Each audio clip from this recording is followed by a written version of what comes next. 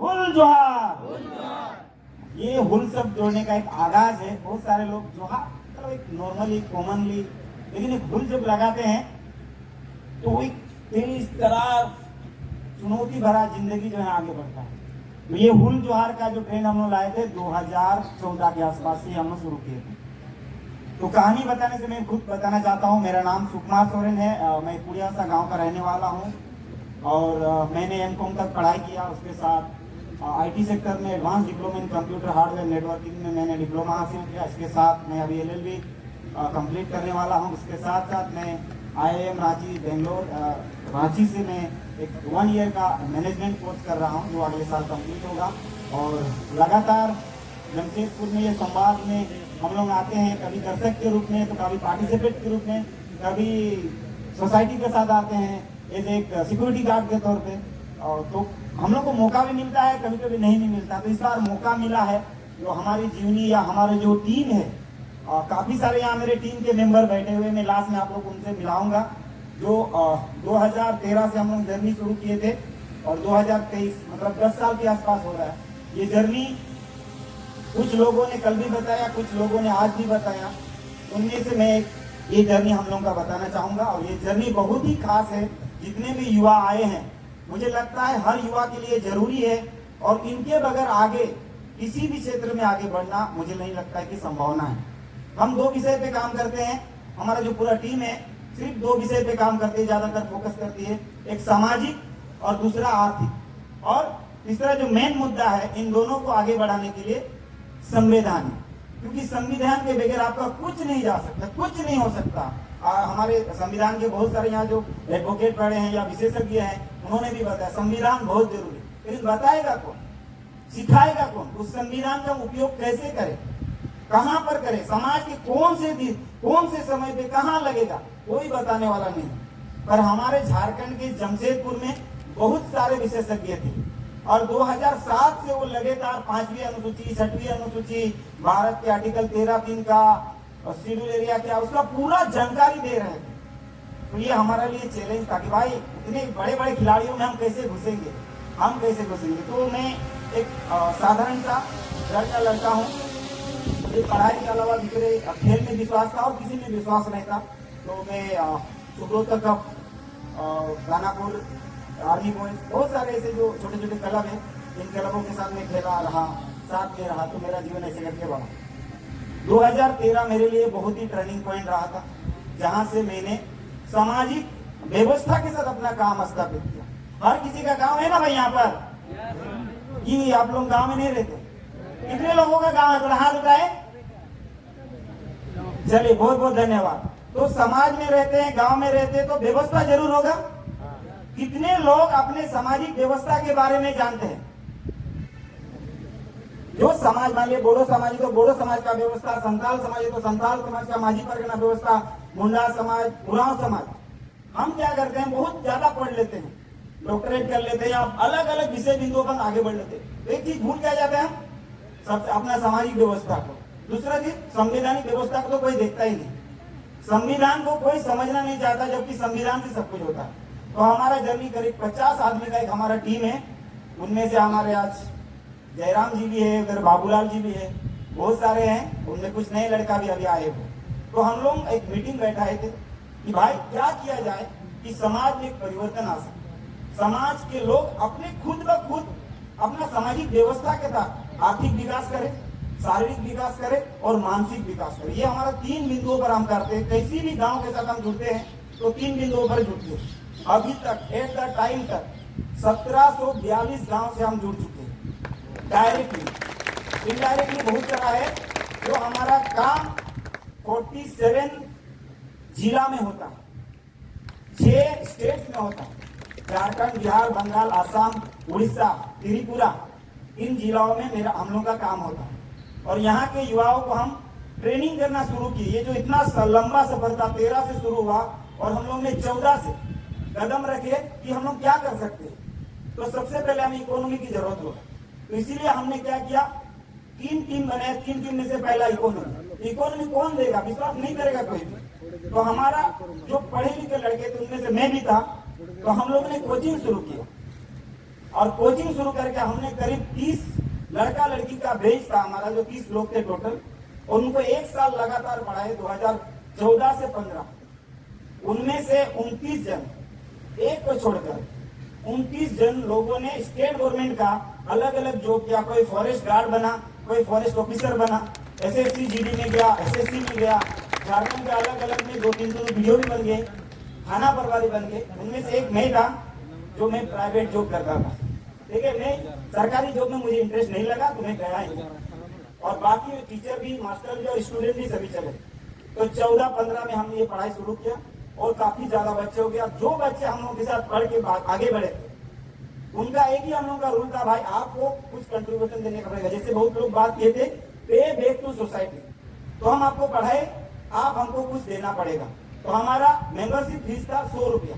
आपको हर महीना हमारे टीम में 100 रुपया करके जमा करना पड़ेगा। तो हमने ये काम शुरू किया, तो कुछ लोग देते थे, कुछ लोग देते नहीं थे। ऐसे करके करीब 200-300 लोग थे जो देने के लिए तैयार थे। प्रॉब्लम क्या हुआ, हम केस नहीं देंगे। कोई भी व्यक्ति आज का समय में किसी को केस नहीं देना चाहता। उस समय में करीब 50-60 लोग थे जो 100 रुपया करके हम लोग को देता, और उससे हम लोग क्या करते थे, गांव गांव जाते थे। माझी बाबा, हमारे संथाल समाज में होते माझी बाबा, भूमि सरदार जो सरदार होते हैं उनके पास जाते थे। हम लोग पोटका से शुरू किए। तो ये काम आस्ते आस्ते उनको बताते संविधान क्या है, संविधान में सामाजिक व्यवस्था को आप कैसे करेंगे। तो बहुत लोग बोले भाई ये तुम गलत बता रहे, जो चैलेंजिंग काम हो गलत बता रहे। बहुत लोग बताते, तो हम लोग बोलते ठीक है बताइए किसको लाएंगे जो ये सही बता सकता है। भारत में बताइए आप कौन ऐसा व्यक्ति है जो सही बताएगा। 2-3 ही लोग है भारत में जो संविधान पे बात करता है, सुभाष कश्यप, जो भारत में एक ही व्यक्ति है जो सबसे ज्यादा बात करता है। बाकी लोग ना के बराबर बात करता है। आपको पॉजिटिव देखना पड़ेगा संविधान में, तभी जाके होगा। तो बोलते लाइए उसको लाते हैं। और एक हमारा संथाल सोसाइटी का आईपीएस था, एस हंसदा करके उड़ीसा का था, उसको लाए। इसके बाद एक आईएएस था धनंजय हेम्ब्रोम करके, वो भी उड़ीसा के थे। तो ऐसे करके जो भी बड़े लोग थे हम उनसे भी कंसल्ट करते थे कि भाई कहीं हम गलत रास्ते पे तो नहीं जा। तो ये समय, उस समय ऐसा दौर था, संविधान का दौर था, सबको संविधान सीखना चाहता था। तो गवर्नमेंट को भी प्रॉब्लम हुआ। गवर्नमेंट को जैसे प्रॉब्लम हुआ, उसने जो भी संविधान का बात करता था झारखंड में, या जो भी आदिवासी को जागरूक करने का बात करता था, तो सीधा देशद्रोह घोषित किया जाता था भाई। और उनमें से मैं भी, पहला नंबर मेरा है ना, दूसरा नंबर मेरा है। एक लड़की है आदिवासी महासभा की, क्योंकि मैं किसी संस्था के साथ नहीं जुड़ा था, संगठन के साथ जुड़ा नहीं था, मैं इंडिविजुअली काम करता अपना टीम के साथ। तो उनमें मुझे भी शामिल कर दिया। ऐसे बहुत सारे लोग, 20 लड़के लड़कियां थे जिनको झारखंड गवर्नमेंट ने देशद्रोह घोषित कर। तो बड़ा चैलेंजिंग हुआ हम लोगों के साथ। और करीब मेरे ऊपर 17 केसेस लदे, 17 केस, 1-2 नहीं। उस समय टीम में हमारे यहाँ जमशेदपुर के एसपी हुआ करते थे, काफी अच्छे व्यक्ति थे। हमने उनसे मिला पूरा टीम के साथ कि सर हमारा पूरा टीम किस तरह काम करता है, लोगों को किसी तरह के बरगला नहीं रहा, किसी को फुसला नहीं रहा, हम सामाजिक व्यवस्था के साथ काम करते हैं। उस समय आप लोगों को विश्वास नहीं होगा, जो 3 साल का हमारा मेहनत था, 13 से 15 तक का जो 16 तक का जो मेहनत था, हमारे परगना से हमारे लिए बात उठाए। बहुत सारे लोग ऊपर केस हुआ कि किसी के लिए भी कोई आवाज नहीं उठाया। हमारे मासीस बाबा ने, परगना बाबा ने, जहां जहां हमने काम किया था, जिस जिस गांव में काम किया था, उन्होंने एसपी साहब से बात किया, डीसी साहब से बात किया कि ये सुकुमार ऐसा नहीं है।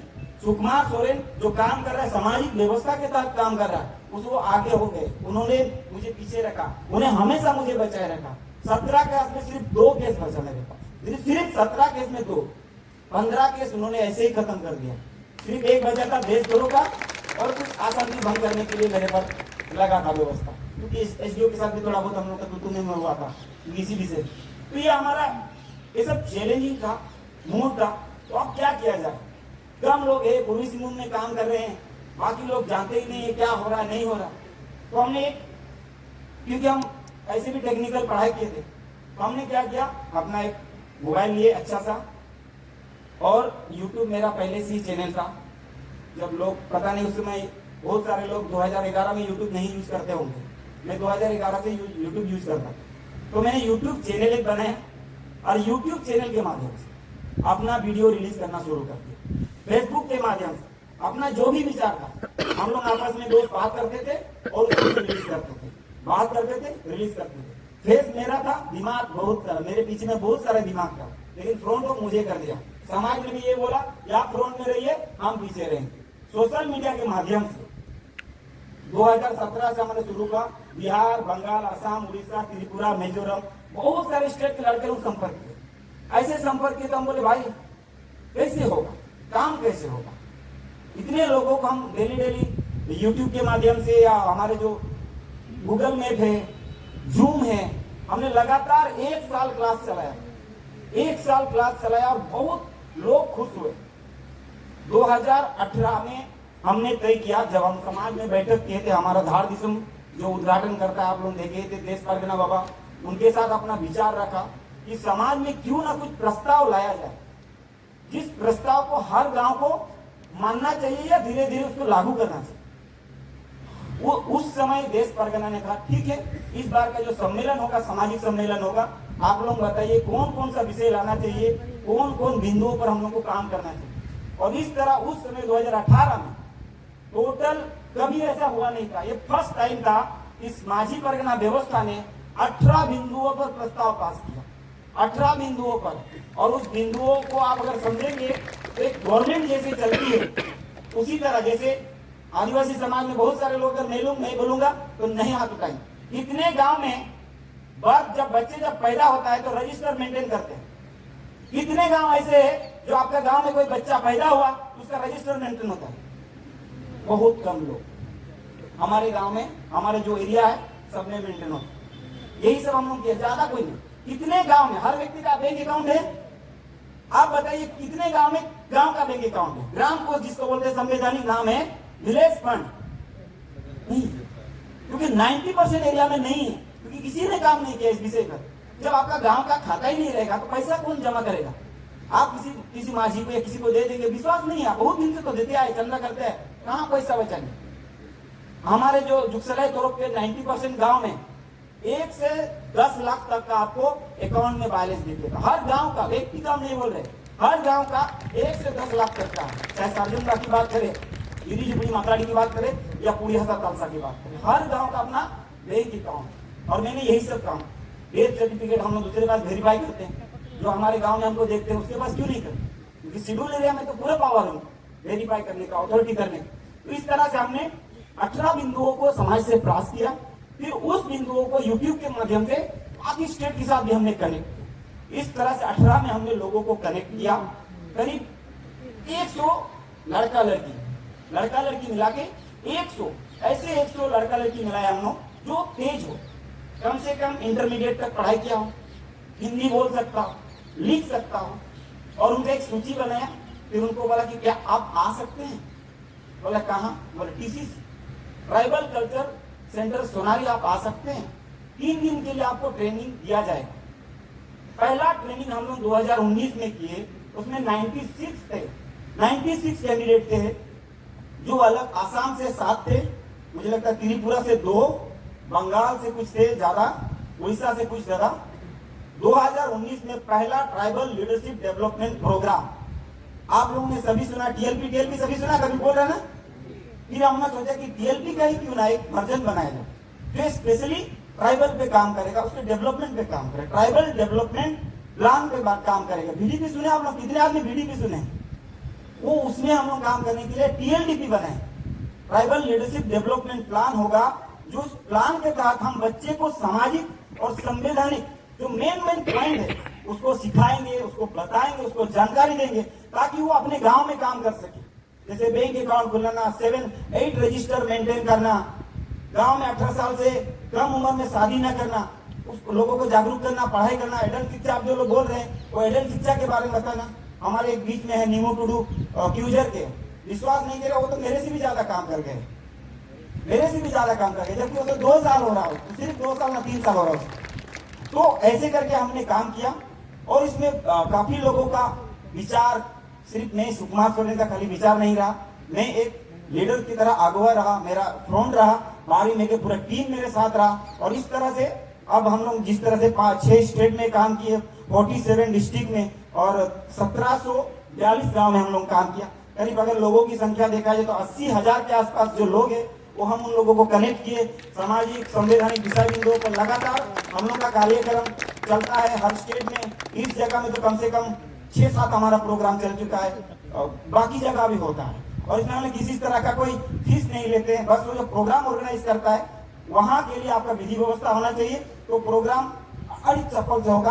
कभी कभी तो हम अपना पैसा, जो हमारी टीम है आज के डेट में करीब हम लोगों के पास इकोनॉमी टीम जो है 750 है, जो हर महीना हम लोगों को 100 रुपया, 5 रुपया, 10 रुपया करके देता है। भाई मुझे लगता है बहुत कोई संगठन तो बनाए होंगे, रजिस्टर्ड भी किया होंगे। कितना है भाई, किसी के पास पैसा वैसा है कि आपके पास? किसी के पास है? संगठन तो आप लोग बनाए हैं तो क्या पैसा तो जमा किए होंगे, बैंक अकाउंट हो गए। बहुत सारे मैंने देखा संथाल सोसाइटी में संगठन तो लोग बना लेते हैं, रजिस्ट्रेशन भी कर लेते हैं, उसको कहते हैं ना ऑफिस का बिल चुकाने तक का उसके पास पैसा नहीं रहता। पर हमारा जो अल्कोहल लीडर्स अकाउंट खाता है, इस खाता में वर्तमान समय में देखा जाए, पूरा खर्चा करके निकाल करके देखा जाए तो आज का डेट में 1,30,000 रुपया हमने अभी तक सेविंग करके बचाया हुआ। और इस तरह हम आगे भी करते रहेंगे, बस आप लोगों का साथ होना चाहिए और साथ मिलकर आगे बढ़ेंगे।